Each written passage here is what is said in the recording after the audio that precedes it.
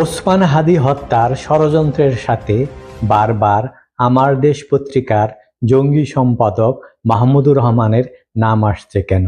কেনই বা এনসিপির নেতারা আগ বাড়িয়ে বলছেন তাদের এই মামলার সাথে সম্পৃক্ত করলে আন্দোলন গড়ে তোলা হবে? কেনই বা ইনকিলাব মঞ্চ এখন নীরব? কেনই বা পর্দার আড়ালে চলে গেছে জামায়াতে ইসলামী সহ যারা এই হাদী হত্যার পর বাংলাদেশের নির্বাচন বাতিল করতে চেয়েছিল এবং বাতিলের দাবি জানিয়েছিল?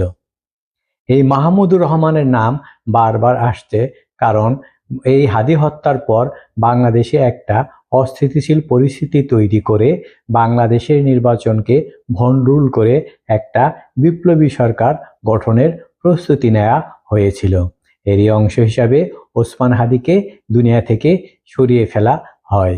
এই ফয়সাল যে কিনা ওসমান হাদীর হত্যা মামলার প্রধান আসামি, তাকে হাদীর কাছাকাছি কে নিয়ে গিয়েছিল, হাদীর আস্থাভজন করে কে তুলেছিল, এগুলো কিন্তু অনেক প্রশ্নই চলে এসেছে সামনে। এই হাদীর হত্যার প্রধান আসামি ভারতে গ্রেপ্তার হওয়ার পরেই অনেকেই কিন্তু এখন পর্দার অন্তরালে চলে গেছেন।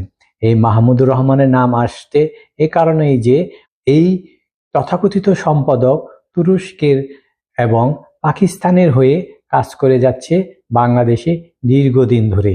তিনি জঙ্গিদের মদতদাতাও বটে। আর এই বিপ্লবী সরকারের প্রধান হতে চেয়েছিলেন সেই মাহমুদুর রহমান। এই হাদীর হত্যার প্রধান আসামি সহ আরো 2 জন কলকাতায় গ্রেপ্তার হওয়ার পর এই মাহমুদুর রহমানের ভূমিকা বা কি? তিনি কি এ পর্যন্ত কোনো বিবৃতি দিয়েছেন? এমন কোনো বিবৃতি দিবেন না তো? এই মামলায় তার সম্পৃক্ততা পেলে তিনিও কঠোর আন্দোলন গড়ে তুলবেন।